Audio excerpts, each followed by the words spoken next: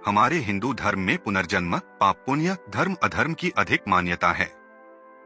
हिंदू ग्रंथों में बताया गया है कि मनुष्य को कैसे 84 लाख योनियों को पार करके मनुष्य जन्म मिलता है और मनुष्य ही मोक्ष प्राप्त कर सकता है। अब सवाल ये उठता है कि मोक्ष क्या है, जिसके लिए हर योगी, सभी ऋषि मुनि अपने जीवन भर कष्ट उठाते हैं, वो मोक्ष क्या है? भगवान श्री कृष्ण ने युद्ध भूमि कुरुक्षेत्र में हर प्रकार के उपदेश दिए, मानव जीवन के सभी विकारों से मुक्ति पाने के मंत्र दिए, और जिस व्यक्ति ने गीता को पढ़ा और उसे समझा, फिर उसने जाना कि दुनिया की सभी समस्याओं का समाधान गीता में मौजूद है। आपके अंदर कोई भी शंका हो, उसका उत्तर आपको भगवत गीता में मिल जाएगा। इससे कोई फर्क नहीं पड़ता कि आपकी समस्या क्या है। इसी तरह से भगवान श्री कृष्ण ने अर्जुन को मोक्ष पाने के कई सारे द्वार बताए हैं, ध्यान योग, प्रेम योग, कर्म योग आदि। आज मैं आपको बताऊंगा कि भगवान श्री कृष्ण ने अर्जुन को मोक्ष पाने का सबसे आसान और सरल तरीका कौन सा बताया है, जिस विधि से मनुष्य कितना भी पापी, कितना भी अधर्मी क्यों ना हो, मृत्यु के क्षण में वह तुरंत मोक्ष को प्राप्त हो सकता है। श्री कृष्ण अर्जुन से कहते हैं, हे अर्जुन, मानव शरीर बड़ी मुश्किल से मिलता है, इसे ऐसे ही गंवाना नहीं चाहिए।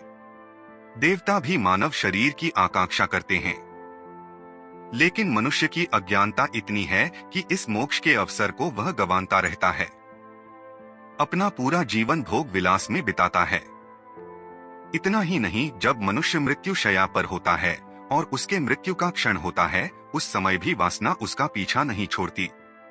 इसीलिए मृत्यु के समय जो वासना उसके मन में सबसे शक्तिशाली होती है, उसी वासना के मुताबिक उसे अगला जन्म मिलता है।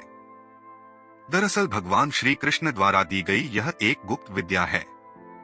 यह एक मरने की विद्या है, और जो इस विद्या को जान लेते हैं, वह अपने जीवन में कितने ही पापी क्यों न रहे हो, मृत्यु के समय इस विद्या का उपयोग करके, उस परमात्मा का ध्यान करके मोक्ष को प्राप्त हो जाते हैं। मोक्ष अर्थात जन्म मरण से मुक्ति। फिर दोबारा वो इस पृथ्वी पर नहीं आते। पृथ्वी के अनेक सुख और दुखों से दूर आनंदमय हो जाते हैं। अर्जुन पूछता है कि हे केशव, मृत्यु के समय बड़ा ही कष्ट होता है। अब चाहे वह किसी घातक हथियार के जरिए हो या फिर प्राकृतिक मृत्यु हो, क्या इसे आसान बनाने का कोई तरीका नहीं है? कृष्ण कहते हैं, हे अर्जुन, यह प्रश्न मृत्यु को आसान बनाने का नहीं है, बल्कि जीवन मृत्यु के चक्र से निकलकर मोक्ष प्राप्त करने का है। कृष्ण ने कहा, यदि व्यक्ति मृत्यु के समय मेरी बताई हुई विधि को अपनाएगा तो वह सीधा मेरे परमधाम को प्राप्त हो जाएगा। अर्जुन ने पूछा, हे प्रभु, वह गोपनीय ज्ञान या विधि क्या है?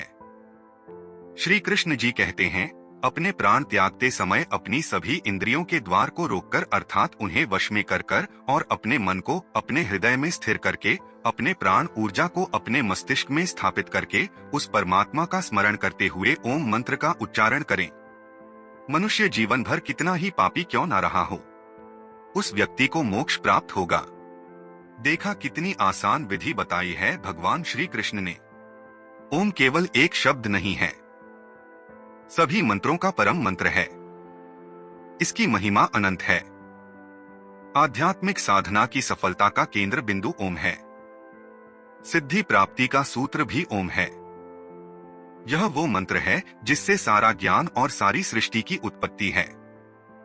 इस ब्रह्मांड को जन्म देने वाला भी यह परम मंत्र है।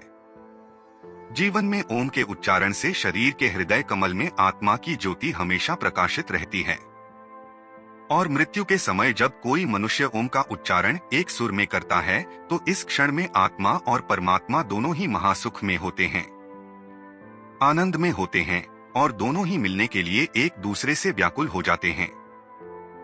जैसे युगों युगों से बिछड़े हो, सभी सांसारिक सीमाओं को तोड़कर एक दूसरे के भीतर समा जाने को व्याकुल हो जाते हैं। भगवान कृष्ण ने इसे मुक्ति का द्वार भी कहा है, लेकिन हम इस छोटे से महत्व को समझ नहीं पाते, और इसी कारण हमारे शरीर की रचना उस ईश्वर ने विशेष रूप से की है। हमारे इस शरीर को ब्रह्मांड के रूप में दर्शाया गया है। हमारा शरीर इस ब्रह्मांड का एक केंद्र बिंदु है।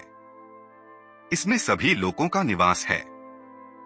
मानव शरीर में पैरों से नाभि तक भूलोक दर्शाया गया है। नाभि से कंठ तक अंतरिक्ष यानी आकाश लोक और कंठ से सहस्रार तक स्वर्ग लोक को बताया गया है। और सिद्ध योगी मानव शरीर के इस बनावट को बहुत अच्छे से समझते हैं। इसीलिए सिद्ध योगी अपना शरीर त्यागते समय अपनी प्राण ऊर्जा को ऊपर की ओर उठाकर विशुद्धि चक्र अर्थात कंठ में ले आते हैं और विशुद्धि चक्र से आगे आज्ञा चक्र से कपाल में ले जाकर सहस्त्रार चक्र पर स्थापित करके अपने प्राण निकाल देते हैं। हम साधारण इंसानों को इस विधि के बारे में कुछ नहीं पता होता और इसीलिए साधारण मनुष्य के प्राण दूसरे द्वार से निकलते हैं, ज्यादातर मूलाधार चक्र से। लेकिन ज्ञानी पुरुष की प्राण ऊर्जा सहस्त्रार चक्र से ही निकलती है। ज्ञानी पुरुष की मृत्यु के समय सहस्त्रार चक्र यानी उसके कपाल की तरफ से क्षतिग्रस्त हो जाता है और इसीलिए सनातन धर्म में मनुष्य की चिता जलाते समय उसकी कपाल पर डंडे से मारने की प्रथा चली आ रही है। ज्ञानी पुरुष के तो यह स्वतः ही हो जाता है, लेकिन हमारी प्रथा के अनुसार हम जबरदस्ती सहस्त्रार चक्र पर चोट करते हैं। मित्रों, जबरदस्ती मोक्ष पाया नहीं जा सकता। देखिए भगवान श्री कृष्ण ने कितनी सुंदर व्याख्या की है। मनुष्य के जीवन में केवल दो समय बड़े ही महत्वपूर्ण होते हैं, उसके जन्म का और दूसरा उसकी मृत्यु का समय। जो मृत्यु के समय अपने होश में रहकर ओम का ध्यान कर लेता है वह परमात्मा में विलीन हो जाता है। यह थी भगवान श्री कृष्ण द्वारा मोक्ष प्राप्ति की सबसे आसान विधि। परंतु क्या हर कोई इस आसान विधि को कर पाएगा? इसलिए इस बात को ब्रह्मसूत्र के भाष्य में श्री आदि शंकराचार्य बताते हैं कि मृत्यु के समय 100 बिच्छुओं के एक साथ डंक मारने जितना दर्द होता है। आंखें धुंधलाती हैं और घोर रूप में खड़े यमदूत हमें दिखाई देते हैं। उस समय जीवन भर किए पापों के कारण भगवान का नाम भी नहीं लिया जाता और गला सूखने लगता है। इसीलिए हर मनुष्य को चाहिए कि वह इस ज्ञान का सदा ही अभ्यास करता रहे, जिस अभ्यास के कारण ही अंतिम समय में ओमकार का ध्यान कर पाएगा और मोक्ष प्राप्ति होगी। मित्रों, आशा करता हूँ कि आज की यह वीडियो आपको पसंद आई होगी।